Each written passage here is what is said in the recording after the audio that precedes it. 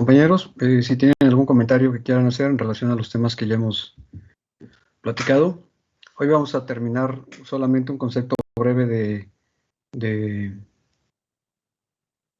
diabetes gestacional. De hecho, en eso estábamos platicando la última vez, la última clase, y hablaremos también de lesión renal aguda, cuáles son los estudios de laboratorio que se utilizan, y hablaremos también de lesión renal crónica, y hablaremos de ácido úrico, hiperuricemias, ¿no? Entonces, algo que quieran preguntar de lo que hemos platicado anteriormente.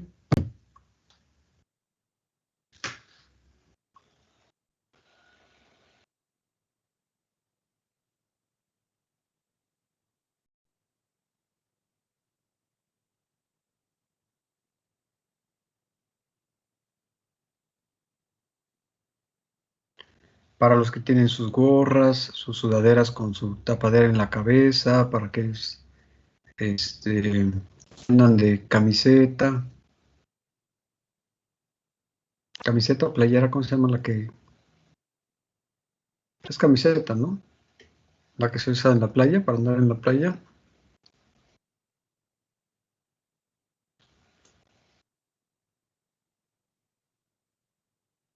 Bueno, preguntas antes de continuar con la clase.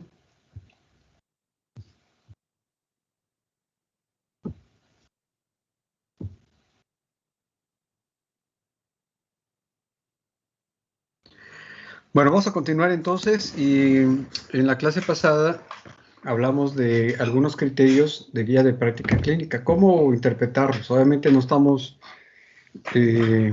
dando todos los puntos que trata una guía de práctica clínica. Estamos hablando de cómo se utiliza como herramienta para establecer los criterios diagnósticos para un paciente con diabetes.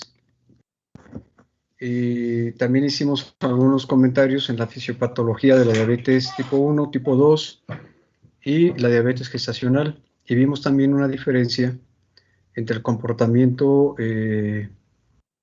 clínico de un paciente recién nacido, hijo de madre diabética gestacional o madre diabética crónica, ¿de acuerdo? Y establecemos los criterios, hablamos de los criterios ya de White, ¿no?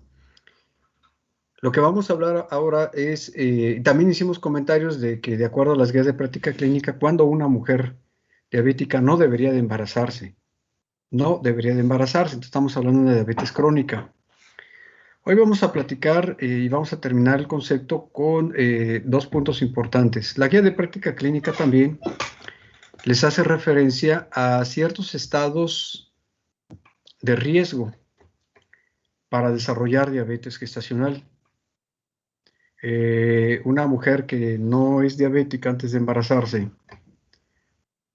al momento de embarazarse, ustedes recordarán que va a tener alteraciones metabólicas de adaptación. Bueno, en realidad tiene muchos cambios la mamá que se embaraza. La mujer que se embaraza tiene muchos cambios hormonales, metabólicos, cardiovasculares, de adaptación también del tubo digestivo en su función, toda una serie de neurológicos también, ¿vale? ¿Se acuerdan de esa condición psiquiátrica? Hace una semana, si ustedes vieron en las noticias, por ejemplo, una mamá que acababa de tener su bebé y que intentó suicidarse en el hospital donde estaba, entonces la pudieron rescatar y todo, ¿qué es lo que tenía? Pues una patología psiquiátrica que es muy frecuente después cuando nacen los bebés, que se conoce como depresión postparto, ¿no? Y entonces hay muchos cambios en mamá fisiológicos durante el embarazo. Dentro de ellos, en la actividad metabólica, mamá puede desarrollar diabetes gestacional. Las guías de práctica clínica le resumen 3 grupos de riesgo para desarrollar diabetes gestacional como factores de riesgo. Y entonces hablamos de factores de bajo, de moderado y de alto riesgo. Por ejemplo, ¿quién comenta un factor de bajo riesgo? Ruiz García. Cuando la edad de la mamá es menor a 25 años. ¿De acuerdo? Y entonces la edad es importante para decir qué tanto riesgo tiene de que durante el embarazo haga diabetes gestacional. Tener una edad menor de 25 años se considera por edad de bajo riesgo. ¿Se queda? ¿Quién comentó? Yo, Ruiz García. Sale. ¿Quién más comenta otro factor de bajo riesgo?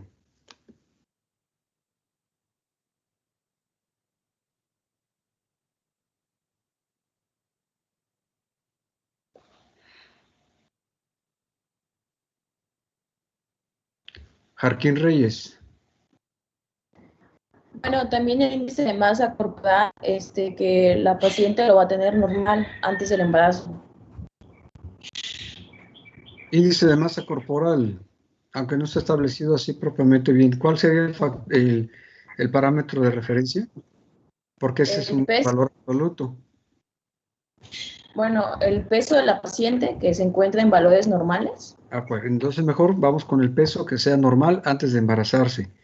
Y entonces cuando estamos hablando de peso, Jarquín Reyes, ¿de acuerdo?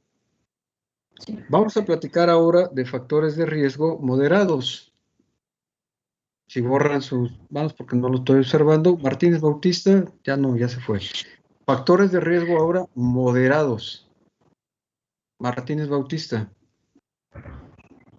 Podrían ser antecedentes familiares de diabetes mellitus, que de primer grado.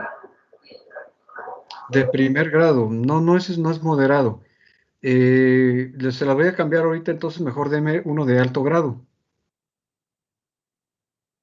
Y les voy a explicar ahorita por qué voy a saltarme el moderado. Hablemos de los de alto grado, entonces, doctora Martínez Bautista. ¿Podría ser embarazos previos? ¿El que dijo? El de embarazos previos. Ahí, ¿quién tiene su micrófono con música, porfa? Adelante, Martínez Bautista. ¿El que había dicho anteriormente o Sí, le digo? el que dijo primero. Pues antecedentes de diabetes mellitus en familiares de primer grado. Bueno, cuando se tienen familiares de primer grado, hay riesgo ese es un riesgo alto de desarrollar diabetes gestacional. López Martínez, un segundo.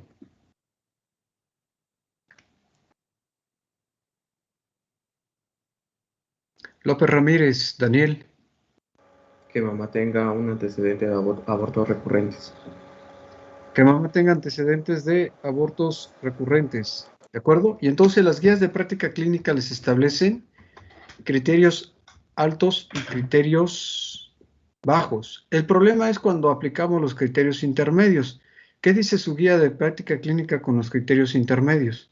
¿Quién comenta? Y aquí es donde viene lo complicado de interpretar esto, porque al final de cuentas yo puedo establecer bien los criterios de alto y los criterios de bajo riesgo, pero cuando hablamos de los intermedios está un poquito complicadito. ¿Por qué? Jardín Reyes. Bueno, respecto a la guía maneja que son mujeres que no cumplen con criterios ni de alto ni de bajo riesgo, que están en un punto intermedio. Yo le preguntaría a usted, Jarquín Reyes, ¿como cuáles entonces? Está complicadito, ¿no? Sí, ajá, exacto. Es como más del médico, ¿no? Así lo interpreté yo. Sí, es muy complicadito. El punto medio que les marca ahí es bastante complicadito porque les dice que no cumpla criterios de primero ni tampoco cumpla criterios de alto, ni de bajo ni de alto. Bueno, hasta ahí nada más. Ahora viene la pregunta interesante. Una mamá que tuvo diabetes gestacional tenga de que se quede con diabética. Jarquín Reyes ya platicó. ¿Alguien más?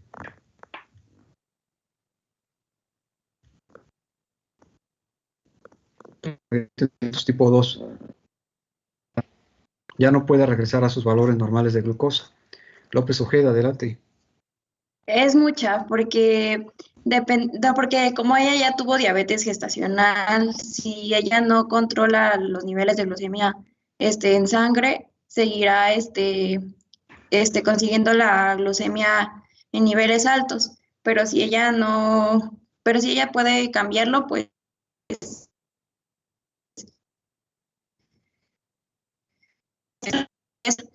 fueron antecedentes para que hay muy poca prevalencia.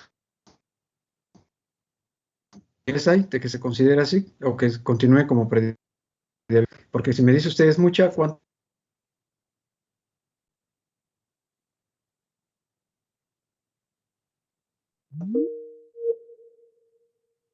Mucho, 100%.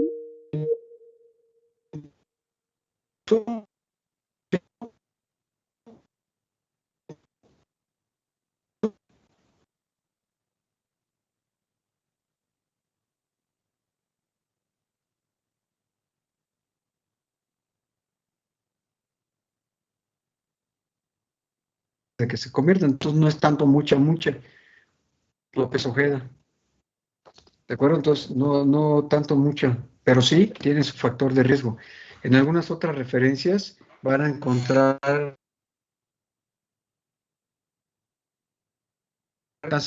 ni siquiera el 50% en la posibilidad. Ahora, excepto de las pruebas de laboratorio para diabetes tipo 1, tipo 2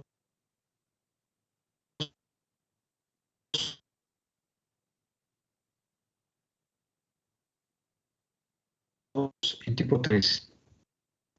Sí, es que me surgió una duda. Ahora con normal, yo estaba, cuando me tuvo,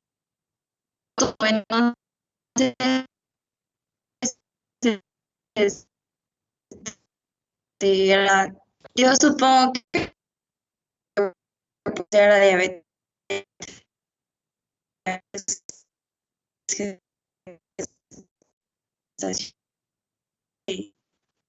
me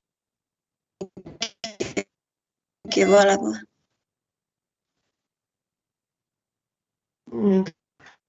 Sale el que si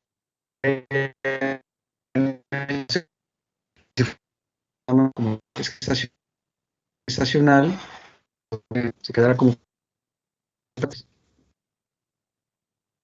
Si usted me dice, por ejemplo, que también soy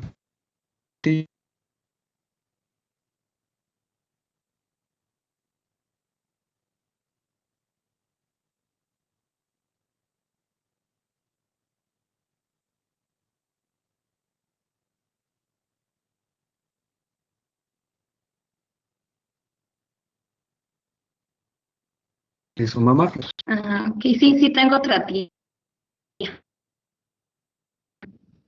también es saber si ya tienen antecedentes también de diabetes.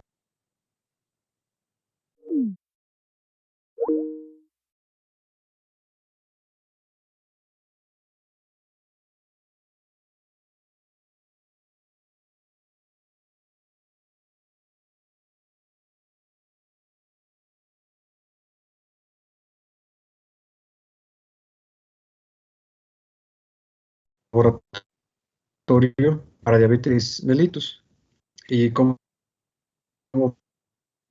podemos famosas prediabetes. Vamos a entrar ahora a valorar pruebas de función renal y dentro de la química sanguínea el siguiente parámetro que vamos a platicar va a ser la creatinina, el BUN, la urea y terminaremos en la segunda hora hablando un poquito de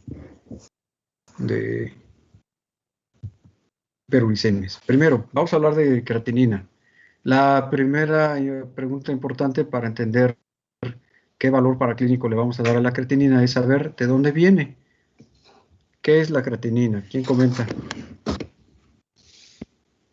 Reyes Cruz, adelante.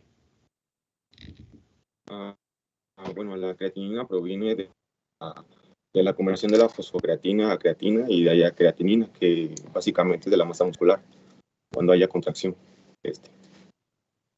Ok, y entonces, doctor Saimer, como producto del metabolismo entonces de la fosfocreatina, ¿cuál es la vía de eliminación? Renal. Pregunta para usted mismo, tercera pregunta. ¿Vale? La tercera pregunta para usted sería, ¿qué pasaría si en el paciente, qué le ocasionaría, qué problema le podría ocasionar a un paciente el que se acumule la creatinina? Caída de la filtración del renal. ¿De qué? Caída de la filtración renal. No, no es una complicación. Respuesta incorrecta. Ávila Espinosa, ¿qué le pasaría a un paciente? ¿Qué complicaciones tendría porque no pudiera eliminar la creatinina? Ávila Espinosa. Una disminución de la tasa de filtración glomerular. No, respuesta incorrecta. Andrea Itzel. ¿Una insuficiencia renal? No. Todo lo que me están diciendo es exactamente lo mismo. Cuidado con lo que me están platicando. La pregunta, pongan atención a la pregunta. ¿Qué complicaciones podría tener un paciente por retener creatinina? Porque se acumulara su creatinina en sangre. Mendoza López Díaz, adelante. Que puede ser un factor de riesgo para desarrollar enfermedad renal. No, Mendoza Hernández.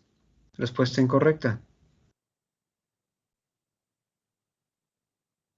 Ordaz Pérez. ¿Podría ser pielonefrosis crónica, deshidratación? No, respuesta también incorrecta.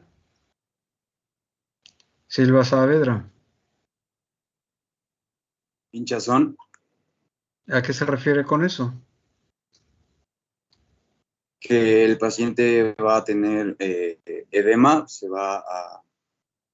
no va a poder eliminar todas las enzimas y proteínas. Guerrero Sánchez. Una intoxicación. Exacto, pero ¿por creatinina? ¿Por qué? Porque al ser un producto muy nocivo debido a la degradación, va a provocar lo que es una respuesta inflamatoria. Tiene que ser eliminado por completo, si no mal recuerdo. Ok, vamos entonces con Reyes Palacios. Último comentario de Reyes Palacios. Y ahora más que nada, ¿cómo se manifiesta en el paciente? ¿Puede presentar deshidratación y también un cambio en la orina del paciente? ¿A qué se refiere con un cambio? Porque hay muchos tipos de cambios en la orina y... De lo normal, bueno, la creatinina se debería de eliminar en su totalidad, entonces los niveles de creatinina que llegan a tener en la orina van a disminuir. Ok, bueno, entonces no pusieron atención a la pregunta que estamos haciendo. Solamente Guerrero Sánchez, pero a Guerrero Sánchez lo voy a regresar a bioquímica, como a todos los demás, a todos ustedes. Y entonces ustedes aprendieron en bioquímica que efectivamente la creatinina es un producto de metabolismo celular, pero que es atóxico. ¿Qué significa esto? Que no ocasiona mayor problema que se está acumulando en el paciente. La pregunta fue, ¿qué le podría ocasionar? ¿Qué efectos secundarios le podría ocasionar a un paciente que se le acumule la creatinina? La respuesta es nada, porque no es un producto tóxico, Guerrero Sánchez. No le va a provocar ninguna enfermedad. ¿Cuál sí es el problema entonces y por qué lo medimos en sangre? Porque es un marcador de función renal. ¿Por qué? Porque su vía de eliminación es renal. El problema de la creatinina no está dirigido propiamente a que se esté acumulando entonces. El problema va a ser que me puede servir para indicarme de que no se puede eliminar, que no se está eliminando. Y la vía de eliminación es renal. Y entonces por eso se utiliza como un marcador de función renal. Todo lo que me dijeron es que se está acumulando creatinina, pero todo me va a indicar que hay un problema renal. O se está produciendo mucho, aunque no haya problema renal. Por ejemplo, ¿cuándo se produce mucho sin que haya problema renal? ¿Cuándo se elevan los niveles de creatinina en sangre sin que sea un problema renal, López Díaz. Cuando hay una pérdida de masa muscular.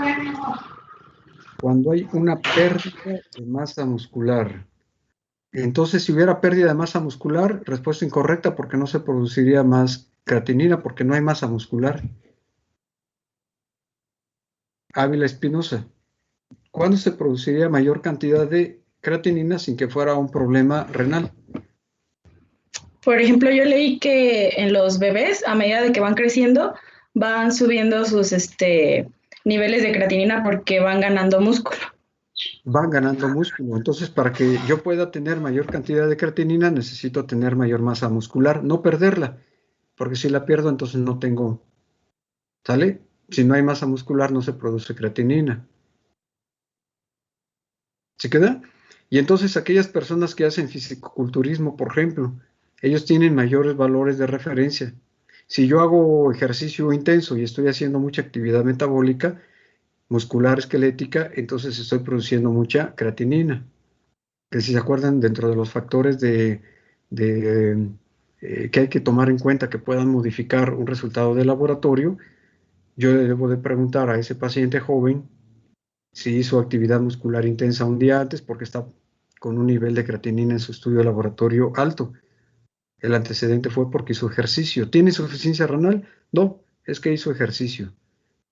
¿Tiene insuficiencia renal? No, porque se dedica al fisicoculturismo y tiene mucha masa muscular. Aquellas personas que hacen ejercicio en el gym y toman creatina, ¿se acuerdan? Para tener mayor potencial energético, porque obviamente van a formar fosfocreatina y entonces tienen mayor potencial energético, para eso lo toman. Y entonces eso les favorecería tener mayor actividad física para poder posicionar mayor cantidad de masa muscular, que eso es lo que buscan esas personas. Y entonces pueden incrementarse los valores de referencia de creatinina no por un daño renal, sino por aumento de la masa muscular, la que ustedes consideren en ese paciente, lo que acabamos de platicar, o en esa persona, porque a lo mejor ni paciente es. ¿Se me explicó? Sale, hasta ahí vamos entonces con el valor de creatinina. Si se acumula en el cuerpo, pues no da sintomatología porque no es tóxico.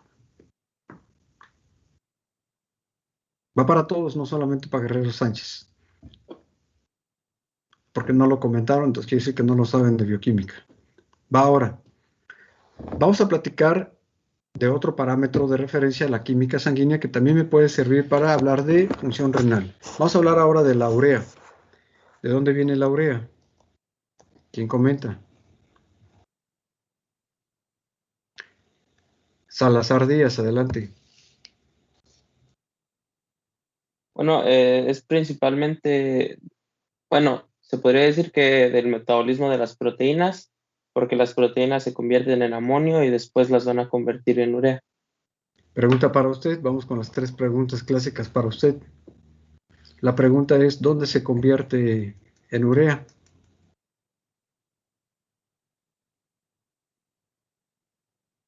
En el hígado.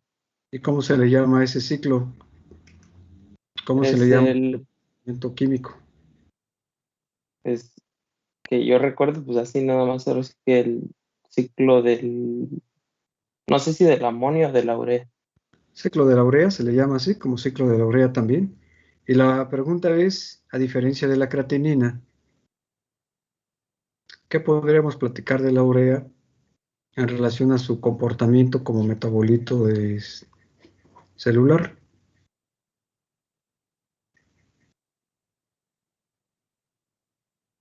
Salazar Díaz. Pues creo que a diferencia de la creatinina, creo que la urea sí es sí produce toxicidad. ¿Por qué?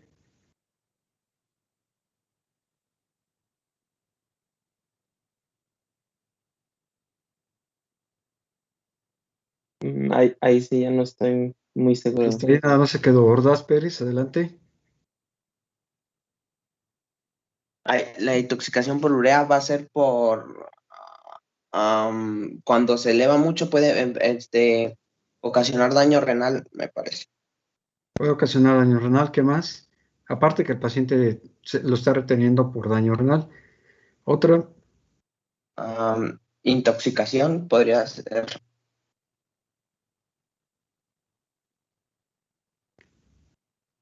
Mendoza Hernández.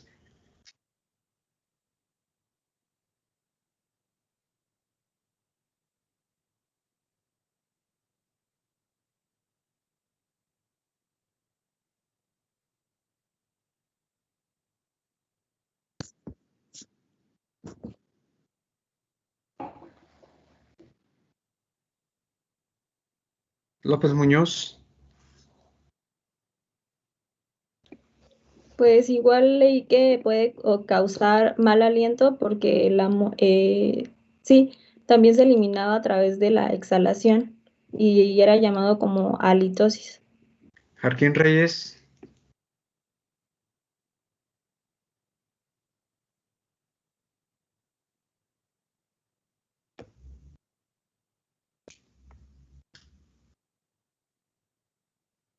Jarquín Reyes.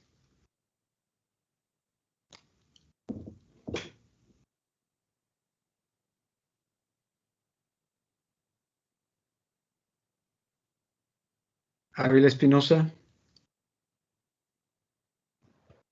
La pregunta era ¿por qué podría estar elevado? ¿Por qué puede provocar daño? Pues porque se forma por el amonio, ¿no? Entonces el amonio puede provocar falla renal aguda. Pero esto solamente sería si fuera una patología hepática. Si hay una hepatopatía, una insuficiencia hepática en la que no se puede llevar a cabo el ciclo de la urea, entonces el amonio no se puede convertir en urea, no va a entrar a ese ciclo. Y entonces ustedes recuerdan, entonces vamos a tener una hiperamonemia y hay una encefalopatía hepática por amonio. Esa sería la intoxicación, pero no por urea porque no se puede producir la urea. La pregunta es, en este mismo concepto, la urea sí puede provocar alteraciones fisiopatológicas, sí puede provocar alteraciones porque es un soluto también osmóticamente activo y entra en el concepto de lo que se conocen como los azuados. ¿Sí queda? La acumulación de azuados, decimos. Y entonces tenemos un elemento que es osmóticamente activo. ¿Cuál sería el problema de ser un soluto osmóticamente activo? ¿Quién comenta? ¿Ordaz Pérez?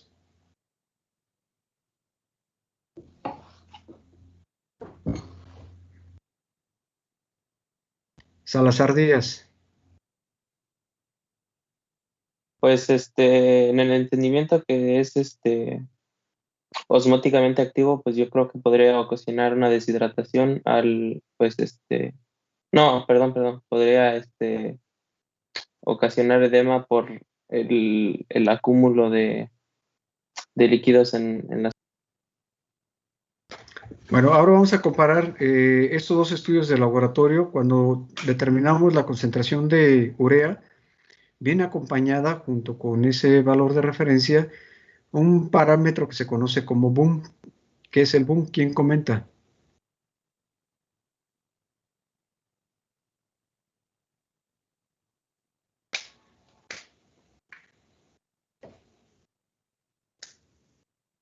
¿Alguien más?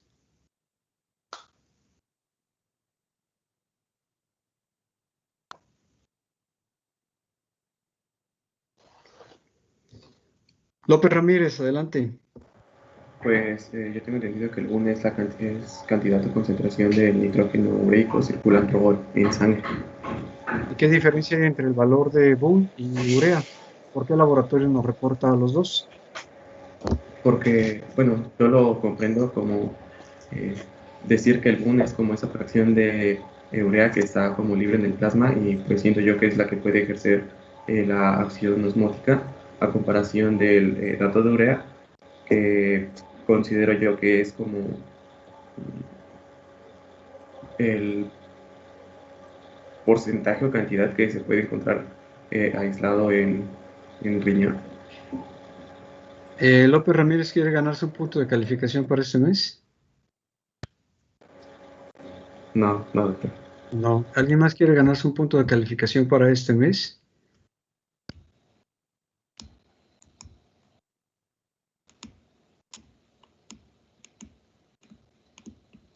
Nadie quiere ganarse un punto de calificación. La pregunta es, vamos a hacer la diferencia entre Boone y urea. Y entonces ya no hay punto de calificación, ni más ni menos. Y va la pregunta entonces, ¿por qué el laboratorio te reporta Boone y urea? ¿Qué significa cada uno de los dos? Mendoza Hernández.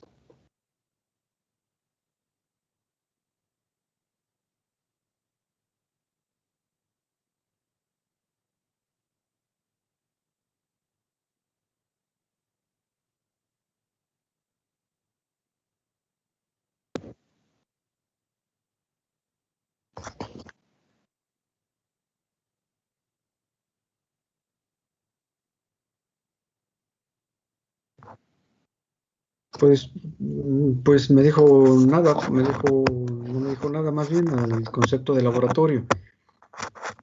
¿De dónde surge el concepto del Boone? ¿De dónde surge el concepto de la urea? Los valores de referencia para Boone y los valores de referencia de la urea. ¿Y qué fórmula se utiliza para calcular el Boone? Andrea Isel Pacheco, adelante. Bueno, yo encontré que, para calcular el boom, pues dice que se va a usar lo que es la urea, que viene en miligramos sobre decilitro, y esa cantidad que tenemos se va a dividir entre una constante que encontré que es 2.1428, y así es como se va a sacar el boom, pero partiendo de la urea. Ok, entonces, insisto, ¿por qué algunas veces, por qué no reportan Boone y por qué no reportan urea? Julio César, ¿por qué a veces generalmente el laboratorio nos reporta los dos juntos? Doctor, ¿sí me ve? No lo veo, ya lo vi, ya lo vi. Adelante. Ok, perfecto. Porque nos reportan los dos porque el boom, digamos que es el nitrógeno ureico, como venían diciendo mis compañeros, y eso quiere decir que es parte o es el producto de desecho de la urea, por lo cual, digamos, yo pienso que el nitrógeno proviene de la urea y por lo cual nos mandan los dos valores. Bueno, esto de hacer dos reportes, y ya les voy a aterrizar nada más el concepto, es más bien criterios internacionales, ¿no? Lo que se hace en América y lo que se hace en Europa. Por eso surge un parámetro y surge el otro. Y entonces, generalmente en México no hay problema en la diferencia de lo que sucede en Estados Unidos o lo que sucede en Europa. Nosotros, para fines prácticos, el laboratorio siempre me reporta los dos, entonces no voy a tener que hacer ninguna conversión. ¿De acuerdo? Pero nada más es las unidades que se utilizan en diferentes países para medir la urea. En Europa lo miden de una forma y en Estados Unidos lo miden de otra. Y afortunadamente nosotros lo medimos de las dos maneras y el laboratorio me entrega los dos reportes. ¿De acuerdo? Pero la diferencia desde el punto de vista laboratorial, pues es lo que están mencionando. Uno es urea y otro es el nitrógeno de la urea. Por eso los valores de referencia cambian y se tiene que hacer una operación matemática ahí. Bueno, aquí lo importante que necesitamos es saber si se está acumulando o no urea, porque eso sí va a tener efectos de retención de azuados. Y entonces, a diferencia de la creatinina, el riñón, ¿qué hace con la urea? A diferencia de la creatinina. ¿Qué diferencia importante hay entre la urea y la creatinina en su comportamiento renal? Julio César. En que la urea es reabsorbida por el riñón. Bueno, sí. ¿Y la creatinina? Pues es depurada, o sea, es eliminada. Bueno, entonces si hacemos una comparación entre los dos parámetros de la química sanguínea, urea y creatinina, para hablar del valor paraclínico que tiene el resultado, ¿cuál de los dos sería más importante?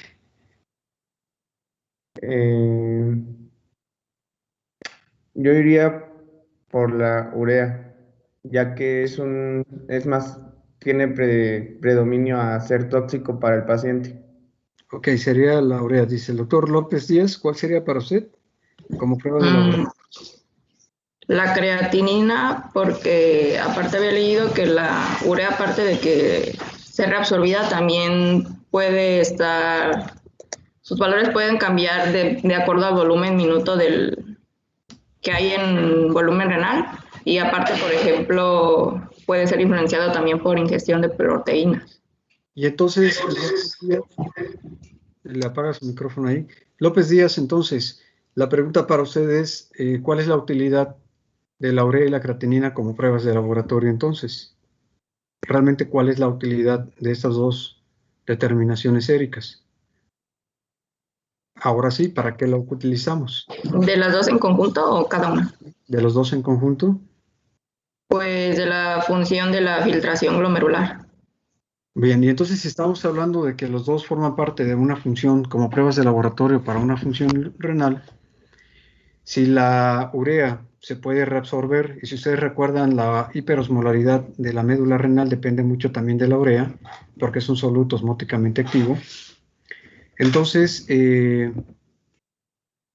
para hablar de la función renal, la tasa de filtración glomerular, la reabsorción a nivel tubular, en general la función renal, el parámetro más importante es la creatinina, por eso hablamos de depuración de creatinina como prueba de laboratorio. ¿Por qué?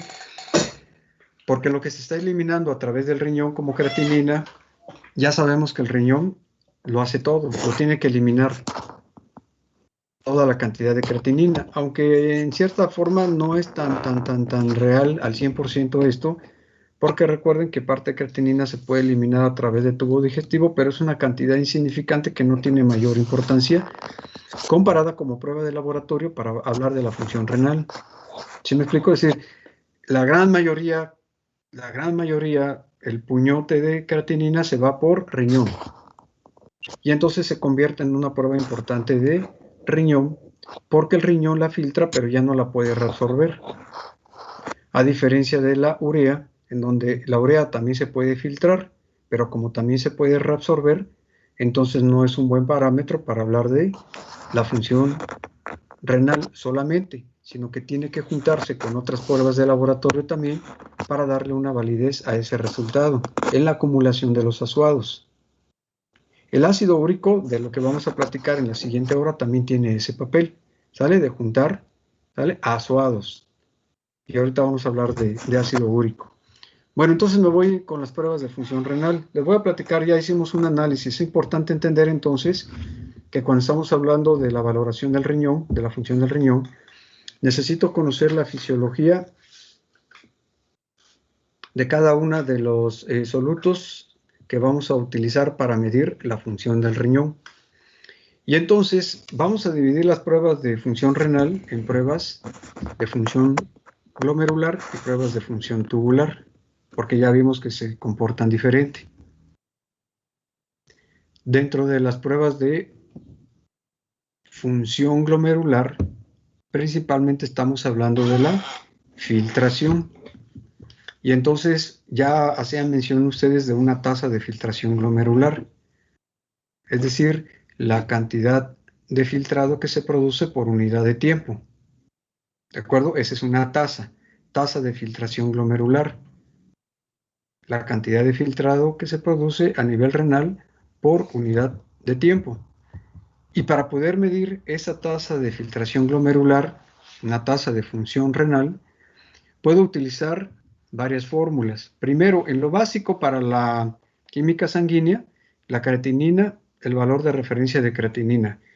Si yo veo que la creatinina se está elevando y sospecho que el paciente puede tener algún grado de disfunción renal, de daño renal, entonces puedo hacer una prueba funcional y entonces le voy a solicitar, ya no como un estudio multisistémico porque ya lo hice con la química sanguínea, le voy a pedir una tasa de filtración glomerular.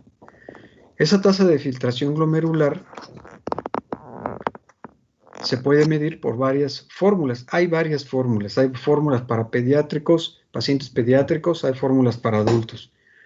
Pero si ustedes revisaron su literatura, sus guías de práctica clínica, vieron que principalmente se utilizan la fórmula de Gauss y la fórmula de MDRD, iniciales relacionadas con el riñón, ¿no? De la función renal y su estado de nutrición, o los alimentos que consume, etc. Y entonces, en la primera prueba, la prueba de Gault, se utilizan como constantes la creatinina, el peso, y valores constantes que les decía yo, como 140, 72, etcétera, de referencia para la fórmula. Las fórmulas que tenemos para adultos de valoración de la tasa de filtración glomerular se ajustan de acuerdo a factores que pueden o que deben de aplicarse dependiendo de si están presentes en un paciente. Por ejemplo, ser de mujer, hay que agregarle un factor más a esa fórmula. Si estamos hablando de la fórmula de MDRD, hay que agregarle, aparte del factor de ser mujer, además el de la raza negra. En orina también se puede medir la creatinina, en orina de recolección de 24 horas. Y ya estamos hablando de aquellos estudios que acumulan, ¿sale? Recolección, o que se hacen en recolecciones de orina. Partimos de un examen básico, la química sanguínea, y de ahí nos fuimos para estudiar al riñón con estudios de especialidad. Y entonces hacemos recolecciones de orina generalmente lo correcto serían 24 horas. Ya recolectamos orina de 24 horas. ¿Qué le puedo medir a esa orina de 24 horas? ¿Cuáles serían los parámetros importantes a medirle a una recolección de orina de 24 horas? ¿Quién comenta? ¿Qué le puedo medir a una orina de 24 horas? ¿Qué se le mide?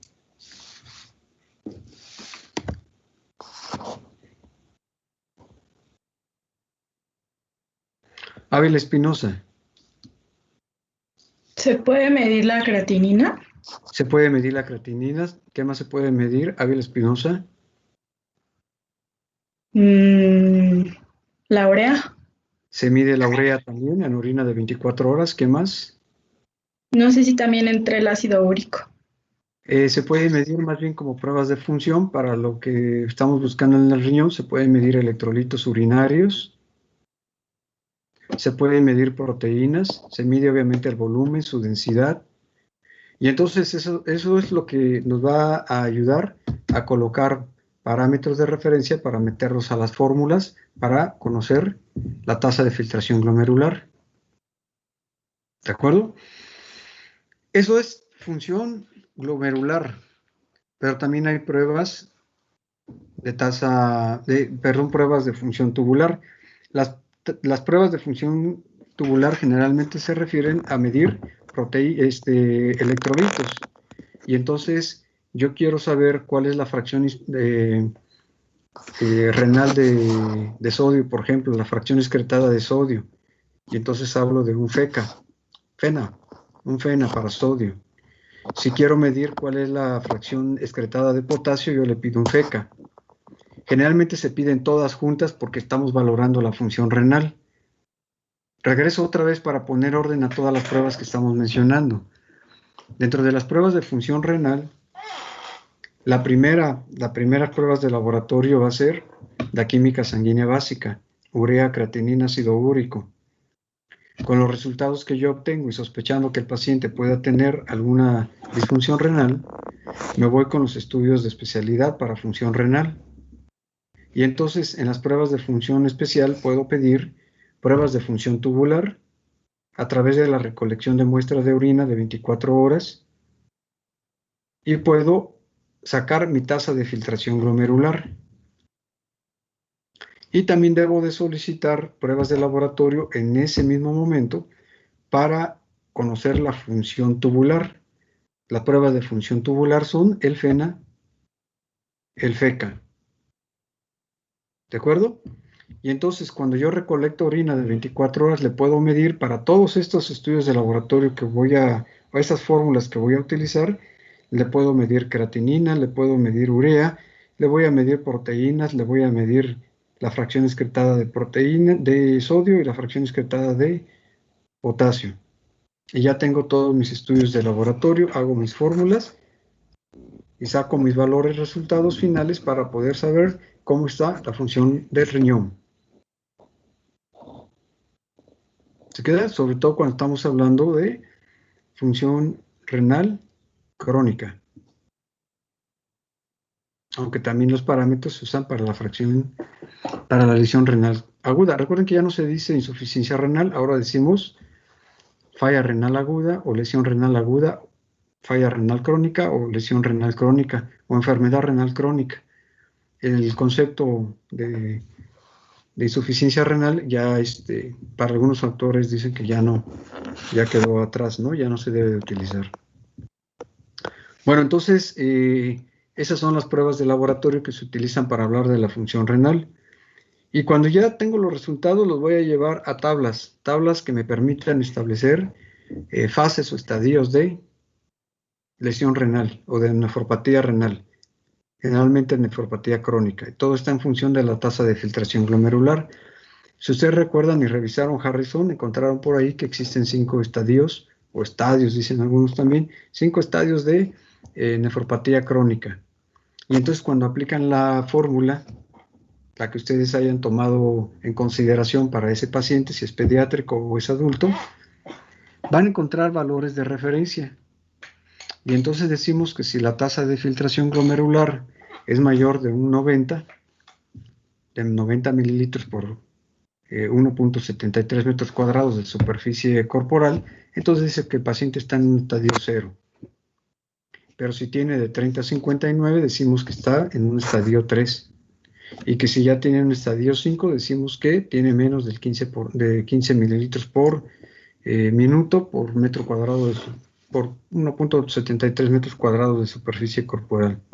Y entonces, a mayor estadio, hasta del 0 al 5, es mayor el grado de nefropatía crónica que presenta el paciente. Esa es la tabla que les presenta Harrison, o cualquier referencia que quieran revisar en los resultados. ¿Se queda? ¿Quedó claro la secuencia que llevamos para el estudio de la función renal? Ahora, como estamos hablando de la función renal, lo que acabamos de mencionar es filtración y función tubular. La función tubular es de reabsorción y secreción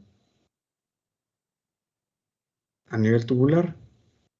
Pero el riñón no solamente controla volumen y osmolaridad sanguínea, sino también estado ácido-base.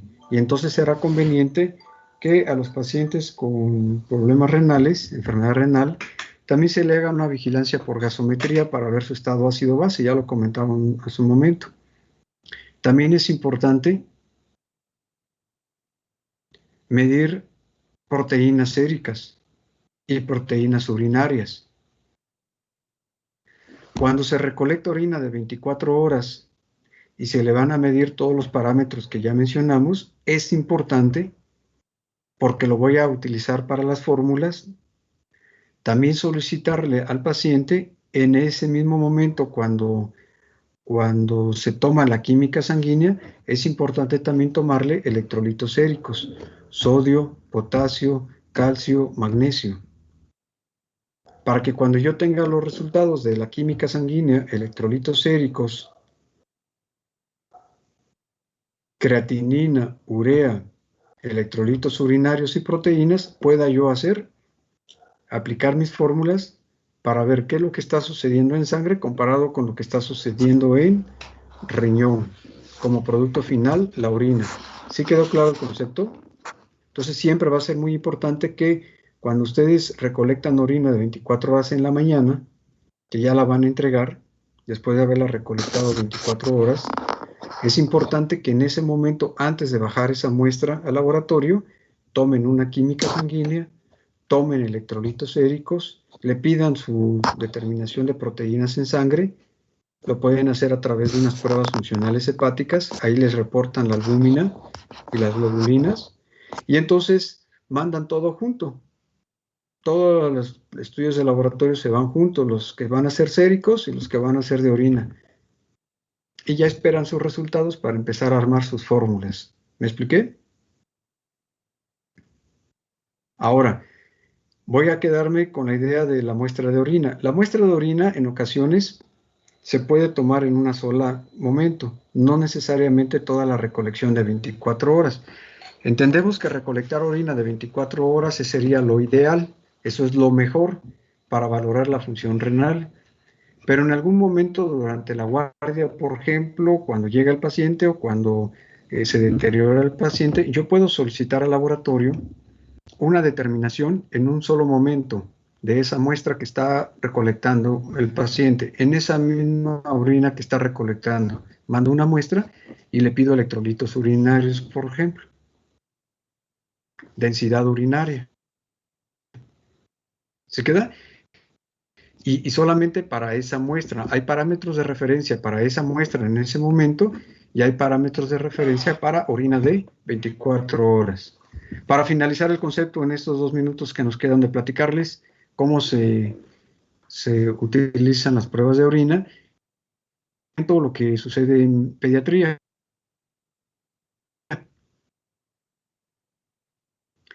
Una de las patologías frecuentes en los pacientes pediátricos de la recolección de orina, cuando medimos sobre todo proteínas, hay criterios que me dicen, cuando hay muchísima la albúmina a la que se está orinando, me da un valor que se conoce como criterio nefrótico. Hay criterios nefróticos, depende. Valores de referencia. No les voy a dar el valor de referencia absoluto, numérico. Les voy a comentar cómo se utilizan. Si mucha la albúmina la que se está eliminando y el problema es tipo glomerular, entonces entra en un criterio nefrótico. Hay parámetros de referencia para decir cuánto es nefrótico, ¿de acuerdo? Cosa importante en pediatría que les quiero mencionar es que a veces por la dificultad en un paciente pediátrico para recolectar orina por 24 horas, ¿no? En un paciente pediátrico es un poquito complicado el estar capturando su orina y guardándola. Entonces, frecuentemente en pediatría, lo que se utiliza, sobre todo en lactantes, en escolares, preescolares, se utilizan orinas de 12 horas, ¿de acuerdo? Se pueden utilizar orinas de 12 horas. Entonces, en lugar de iniciar la recolección a las 8 de la mañana y terminar a las 8 de la mañana del siguiente día, empiezas a las 8 de la noche y terminas a las 8 de la mañana. Esa es una recolección de 12 horas. Criterio importante para recolección de 12 horas es que a partir del momento en el que ustedes inician la recolección, la primera muestra se desecha. Esa no se agarra. Vamos a suponer que van a empezar la recolección a las 8 de la mañana y a las 9 de la mañana el paciente orina. Esa primera muestra no se toma en cuenta, sino todas las demás que se van a ir presentando. ¿Se queda? Ese es un criterio para recolección de orina en un tiempo determinado. Preguntas y comentarios, unos 2 minutos para preguntas en relación a lo que acabamos de mencionar antes de entrar a la siguiente hora de clase. Ruiz García, una única pregunta nada más. Ruiz García. Me surgió una duda en cuanto al lo de el examen de creatinina respecto a la filtración glomerular. Es que también yo encontré otro examen que es aclaramiento de inulina y también pues es para medir la filtración glomerular, pero este aclaramiento de inulina lo manejaba como un gold standard, y que además... Voy para explicar, ya entendí su pregunta, en concreto nada más para no extenderse tanto. Pues, bueno, o sea, voy a comentar que, no, ya entendí su pregunta hacia dónde va. Le voy a comentar rápidamente para que no se alargue su pregunta, porque está preguntando muy largo.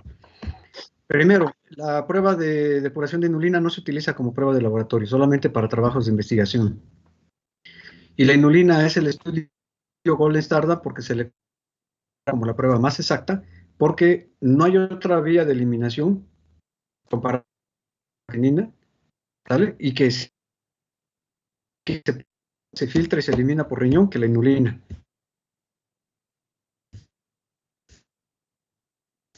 Prueba de laboratorio, clínico.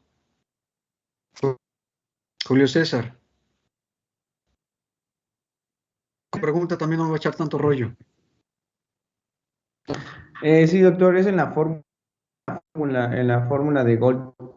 O multiplicaba por peso. Y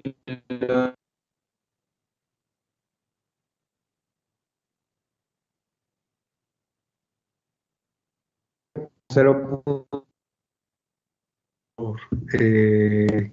72, que es lo que hace la referencia ¿vale? A la constante. Hasta ahí nada más si fuera hombre. El resultado, multiplicas todavía el resultado por 0.85. Lo mismo que si es para raza negra, para la otra. Bueno, son las 9 de la mañana con 57 minutos. Nos vemos a la hora con 5 minutos. Gracias.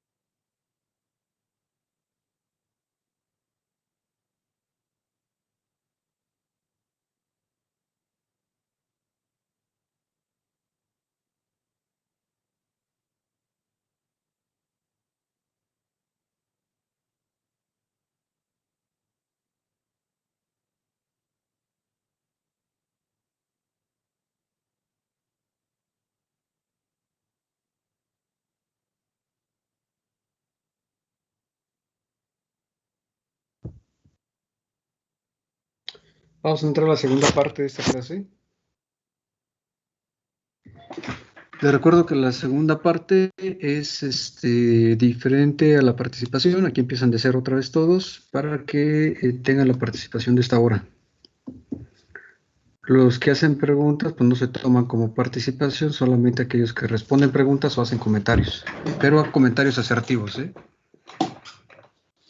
Vamos a platicar de la última parte de ese módulo de la química sanguínea.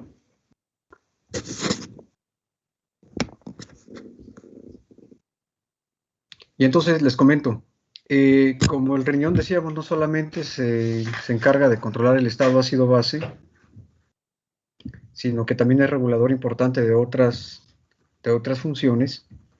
Entonces, dentro de las pruebas de función renal también se pueden llegar a solicitar determinaciones de fosfatos, por ejemplo, si se considera. De hecho, en la rutina se puede hacer. Se puede pedir también fósforo, ¿sale? Se puede pedir, hay pruebas que no son tan comunes en la rutina y probablemente si hablamos de los niveles de atención médica, la química sanguínea es el estudio básico.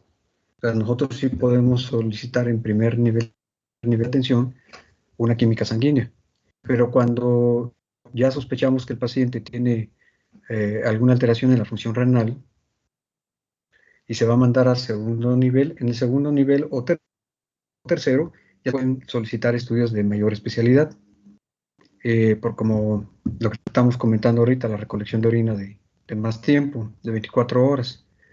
Pero hay otros estudios que son como ya de mayor alta especialidad cuando estamos pidiendo lo que les decía yo ahorita, fósforo, ¿de acuerdo? Y hay una prueba de laboratorio que no la mencionaron ahorita, la cistatina sérica, que no es una prueba de rutina para primer nivel de atención, ¿de acuerdo? Entonces, cuando el paciente ya está hospitalizado en un hospital de segundo, y lo más seguro que en un hospital de tercero, pues ya se hacen pruebas especiales, ¿vale? Otras pruebas especiales. Nos regresamos otra vez al primer nivel de atención y vamos a platicar ahora de ácido úrico. Para nosotros, que somos considerados como animales de tipo uricotélicos y también producimos uresotélicos, entonces también podemos obtener como producto del metabolismo celular al ácido úrico.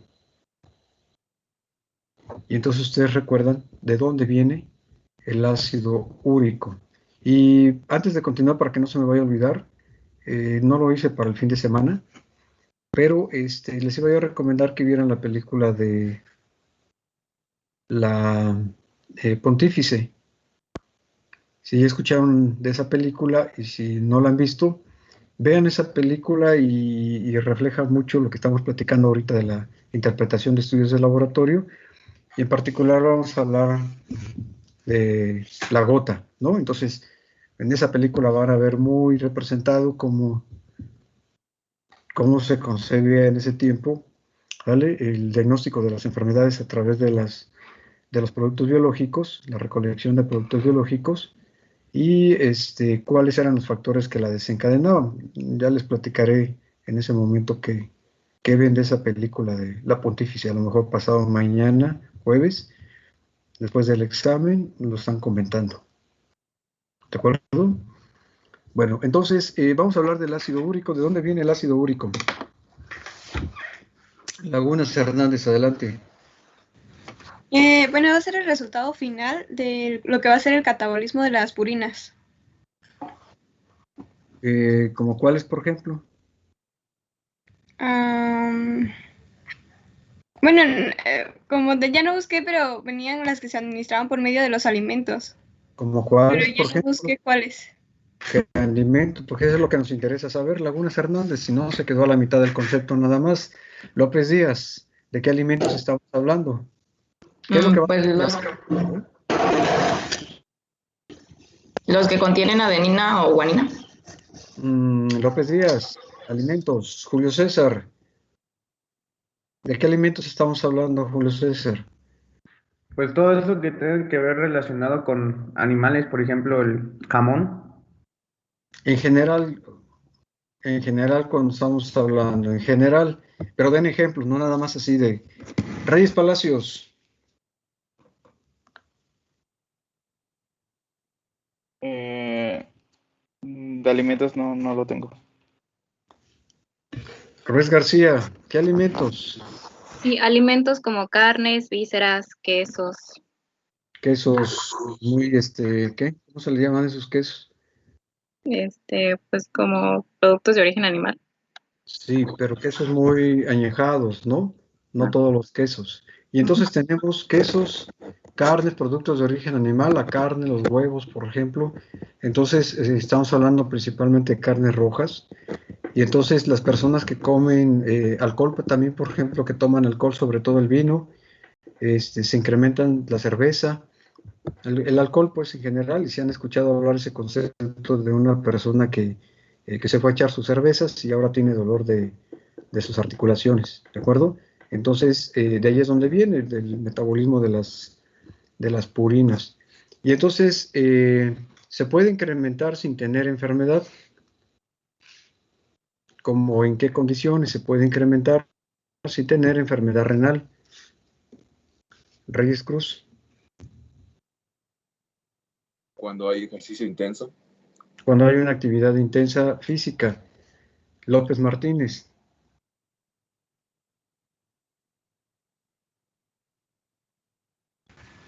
Ahí iba a decir lo del ejercicio. Ávila Espinosa. Cuando hay una dieta donde se consume más carne, por ejemplo, una dieta hiperproteica. Unas dietas hiperproteicas, así es, ¿de acuerdo? Lo que nos indique la actividad metabólica intensa, entonces eso va a hacer que se produzca mayor cantidad de ácido úrico. Y se puede incrementar, ahora sí, hablando de patología, cuando hay problemas para eliminarse. ¿De acuerdo? En la fisiopatología y a diferencia de la creatinina y de la urea que platicamos, hay algunos fármacos también que pueden favorecer el incremento o la disminución del ácido úrico. Ahorita que ya llevan farmacología, podrán estar revisando algunos fármacos que se conocen como fármacos úricos, que son parte del tratamiento de las hiperuricemias, y lo que ayudan es a eliminar a través del riñón los excesos de ácido úrico. A lo mejor uno de los medicamentos más utilizados de hace muchos años es el alopurinol. Entonces, ingerir medicamentos puede hacer que se disminuyan los niveles de ácido úrico en sangre, y también, en forma muy importante, cuando hay hepatopatías, porque no se produce.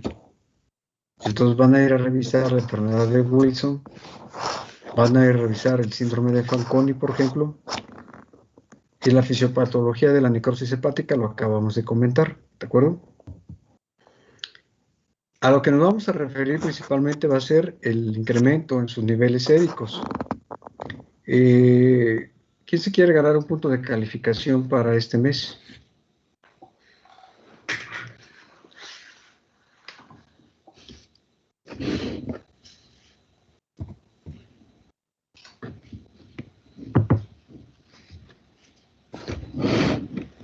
Cabrera, tengo ganas de quedar a medias.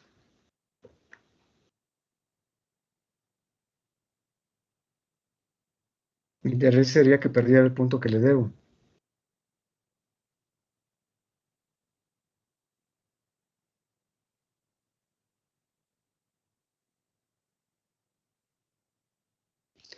Almendra, andas muy callado todos esos días. ¿Quiere ganarse un punto de calificación para este mes? Pregunta de bioquímica.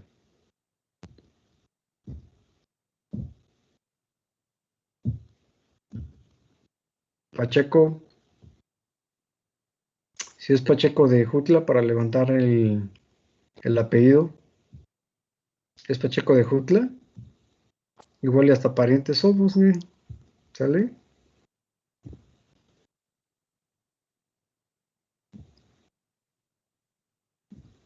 ¿Alguien quiere ganarse un punto de calificación? Y entonces vamos a platicar de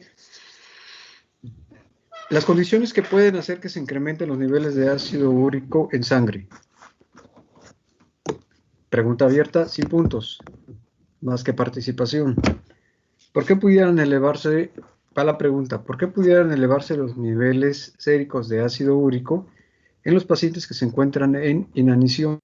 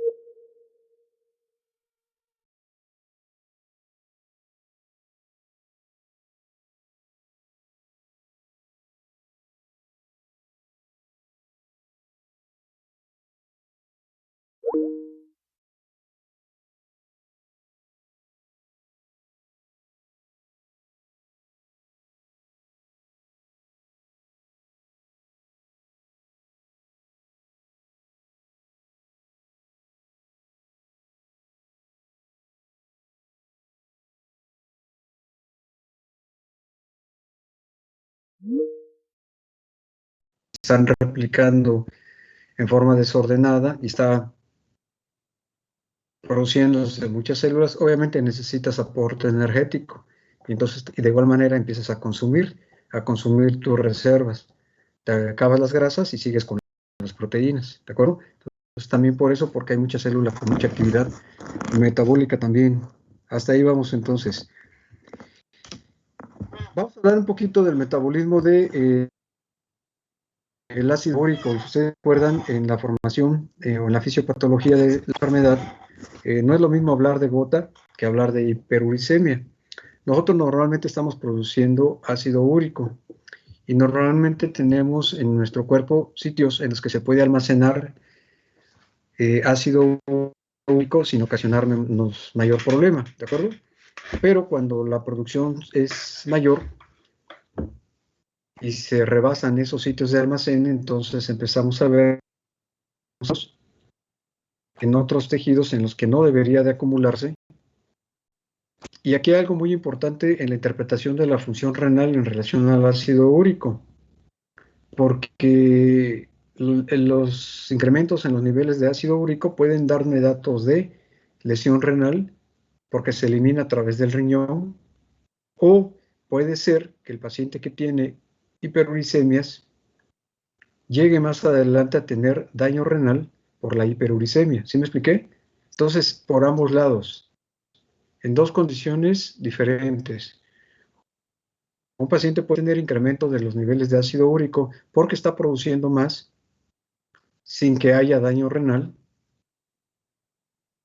y se va a eliminar por el riñón, pero también esas hiperuricemias pueden afectar la función renal y entonces ser datos después de una lesión renal.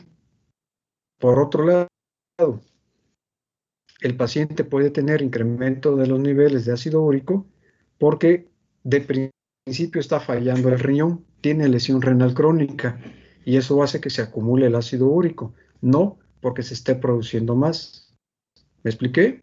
Los dos campos importantes en el que hay que entender como parámetro de referencia al ácido úrico.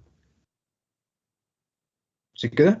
Se puede incrementar porque existe un daño renal o se puede incrementar porque se está produciendo más, pero que a la larga esas hiperuricemias pueden llegar a dañar al riñón. vamos con la fisiopatología. La fisiopatología de la expresión clínica de una hiperuricemia la conocemos comúnmente como gota, y la fisiopatología se basa en entender que en los sitios en los que se está depositando ese ácido úrico desencadena toda una respuesta de activación de complemento, de respuesta inflamatoria con liberación de interleucinas, hay quimioatracción, hay llegada de neutrófilos y se genera en ese sitio donde se acumula el ácido úrico toda una serie de respuesta inflamatoria. ¿De acuerdo? En las alteraciones del metabolismo del ácido úrico podemos tener también problemas de xantinas oxidasas. Y entonces lo que vemos, la manifestación clínica en el paciente son algunos sitios en su cuerpo en los que se están depositando ácido úrico. Y como tiene, el ácido úrico se compara, por ejemplo, ¿se acuerdan cómo son los palillos para la limpieza de los dientes? Bueno, los cristales de ácido úrico son así, terminan en punta en los extremos. Y entonces eso es lo que duele muchísimo para el paciente. Le duele mucho el sitio donde se acumulan. Y cuando se toca una acumulación de ácido úrico que pueda identificarse en el paciente, sobre todo en la región posterior del codo, en sus orejas, se tiene esa sensación de que hagan de cuenta que agarraron un pedazo de vidrio, lo machacaron y lo metieron allá abajo de la piel, y cuando mueven la piel ahí, lo están tocando, se percibe esa sensación de pequeños vidrios, vamos a decirlo así, pequeños cristalitos, ¿sale? Al movilizarlos. Y entonces ahí estamos hablando de ácido úrico. Además de que el depósito de ese ácido úrico en ciertas partes del cuerpo le da un nombre en particular. Por ejemplo, ¿cómo se le llama al depósito de ácido úrico en la primera articulación metatarsofalángica? Marian Teresa. ¿Podagra? Podagra, ¿de acuerdo? Y entonces así es como se le conoce la primera articulación metatarsofalángica. Pregunta para usted, Marian Teresa. Pregunta para usted. ¿En qué región anatómica estamos hablando si nos referimos a la articulación metatarsofalángica? Marian Teresa Velasco.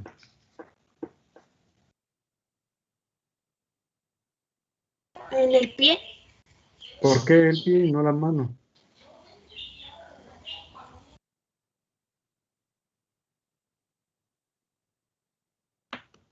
Velasco. Porque en la mano son metacarpianos. De acuerdo, porque en la mano en la muñeca es el carpo, o sea, en la mano tenemos el carpo y en los pies tenemos el tarso, ¿de acuerdo?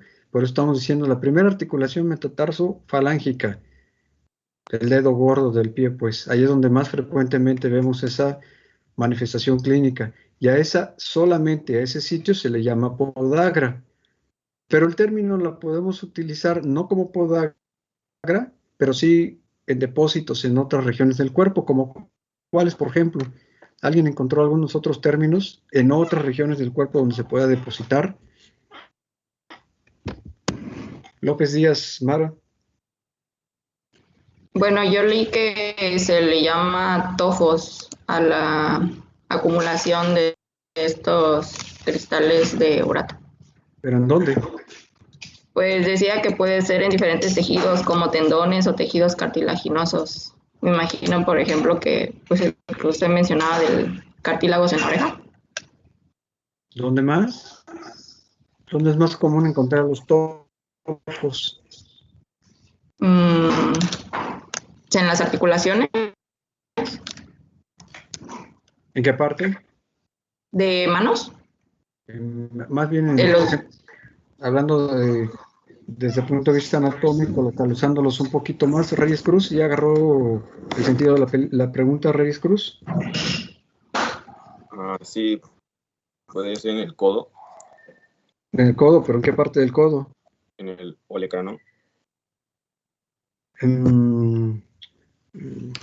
Desde el punto de vista anatómico, para localizarlo, ¿cómo lo describiría en su nota?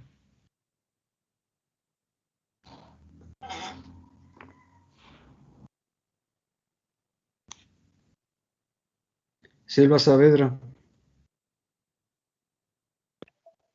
Yo encontré que se encontraban en diferentes tejidos, como en la synovia, bursas, tendones, en riñones, y este era el resultado del aumento sostenido del ácido úrico en el medio. No queremos lectura, quiero saber dónde lo localizarían, por ejemplo, en el codo. Desde el punto de vista anatómico, ¿dónde lo localizarían en el codo? Mendoza Hernández.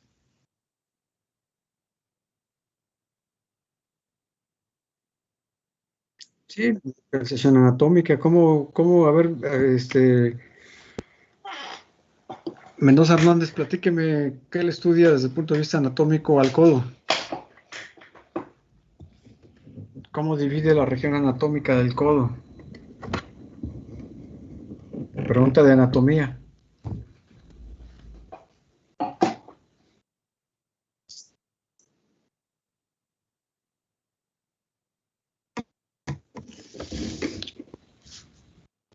Julio César, vámonos ya nada más. ¿Qué regiones le estudia al codo, Julio César? Bueno, es lo correcto, que sería la región proximal, articulación entre en una parte, digamos que donde está el tejido blandito, en la articulación cúbito humeral cubital. No, se están pasando de anatómicos, ¿eh? Ya me está ganando la risa con lo que están diciendo así nada más. Simplemente, ¿qué regiones le estudias al codo? Una región anterior y una región posterior, desde el punto de vista anatómico. ¿Qué regiones le estudias, anterior y posterior? ¿Dónde se acumula el ácido úrico? En la región posterior del codo. Es decir, los depósitos no los van a palpar, ¿sale? En la zona de flexión, sino lo van a palpar en la región es la parte posterior del codo, ¿de acuerdo? Aquí es donde se va a ir acumulando. No la van a encontrar acá, la van a encontrar aquí, ¿sale? A eso es a lo que nos referimos en la región anatómica en donde la van a encontrar. Pregunta, ¿qué es la uricasa?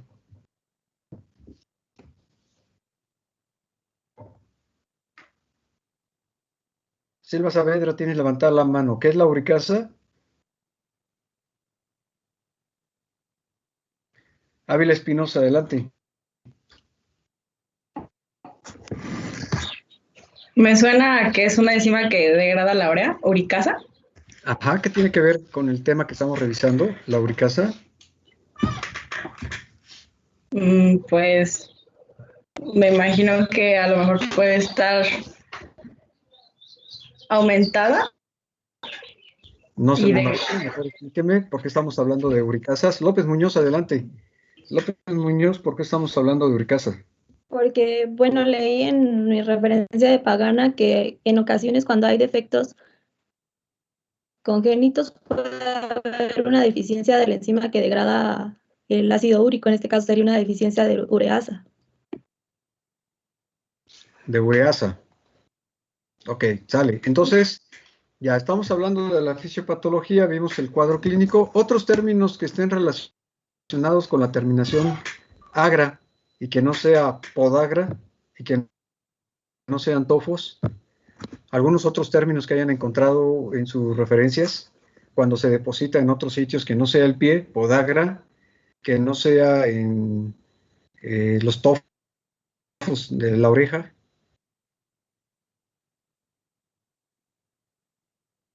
Reyes Palacios.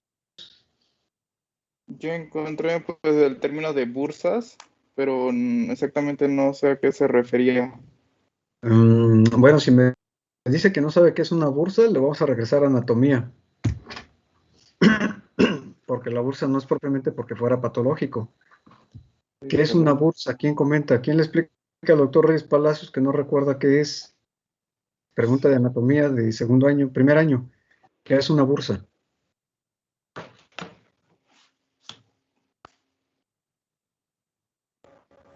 Es un... López Ramírez, adelante. Sí, es que vi que mi mano no había cargado y me espanté. Yo, por lo que recuerdo, era como un saco de una membrana sinovial, un tejido sinovial, que dentro contenía pues, líquido sinovial. ¿Dónde se encuentran las bursas? En la rodilla. Bueno, yo recuerdo... En las articulaciones más bien, ¿no? Que hace que se puedan desplazar o no tengan contacto directo tendón-tendón, y entonces necesitan ahí unas bolsas de desplazamiento nada más que le permita pues hacer el movimiento. ¿Sí queda claro, Reyes? Eso no es parte de la fisiopatología, más bien porque ahí se deposita, como dice el doctor Silva, ¿no? Ahí se deposita en las bolsas, dice. ¿Vale? Bueno, con la terminación agra, seguro ya no encontraron más. ¿Se puede decir managra en lugar de podagra? ¿O qué término utilizaríamos para hablar de mano, por ejemplo?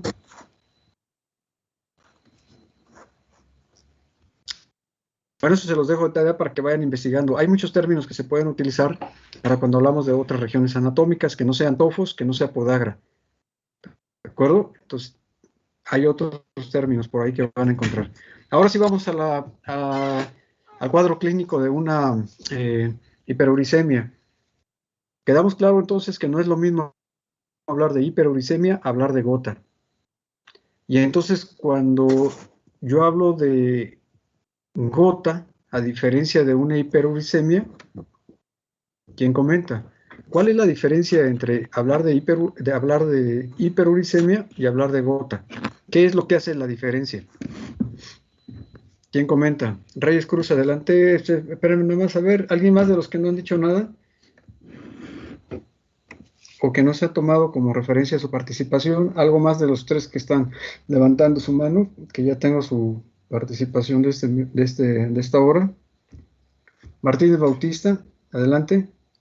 Puede ser que en la gota ahí sí se presentan los cristales y ya en la hiperuricemia ya no. Solamente es el aumento del ácido úrico pero en sangre. Pero para que se manifieste como hiperuricemia es porque ya se rebasaron los depósitos, va a haber cristales. ¿Cuál es el dato más importante, Martínez Bautista, para hacer la diferencia entre gota y ácido úrico y hiperuricemia? Martínez Bautista.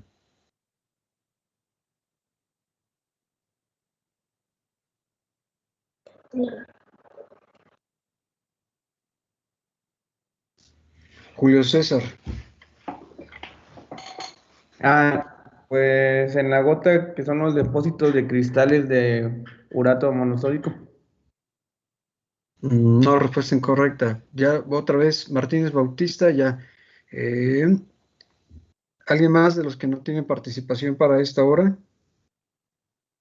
Todos los que están levantando ahorita la mano ya baje la porque ya están, excepto López Ojeda. Adelante, López Ojeda. No refiere al dolor, a la manifestación clínica que se presenta durante la gota y en la hiperuricemia, ¿no? Entonces voy con usted, doctora López Ojeda. La pregunta es, ¿qué marca la diferencia entre hiperuricemia y gota? La manifestación clínica del dolor. ¿De acuerdo? Las manifestaciones clínicas. Es la respuesta inflamatoria que se genera, ¿no? La inflamación y el dolor. Pero dentro de la inflamación hay dolor, limitación funcional. Y entonces aquí lo que va a marcar la diferencia es hablar de las manifestaciones clínicas. Un paciente puede tener hiperuricemia, es decir, niveles elevados de ácido úrico sin tener manifestaciones clínicas. Para la guía de práctica clínica, un paciente que presenta hiperuricemia sin tener manifestaciones clínicas está dentro de una etapa 1 que se conoce nada más como hiperuricemia asintomática. Cuando entramos a la etapa 2, todos los que ya les comenté que ya tienen participación, ya no levanten la mano para que pueda yo ver a los demás que quieran acumular para la segunda hora. Olvídense si lo hicieron en la primera. Julio César, ya tienes tu participación, Julio César, ¿qué estás dando guerra? Osiel de Jesús, adelante. Sí, doctor, para la etapa 2 ya sería presencia de inflamación, enrojecimiento y dolor así que en la zona de inflamación articular. Vale, y entonces, doctora Pacheco, ¿cómo le llama su guía de práctica clínica a este estadio 2? Lo maneja como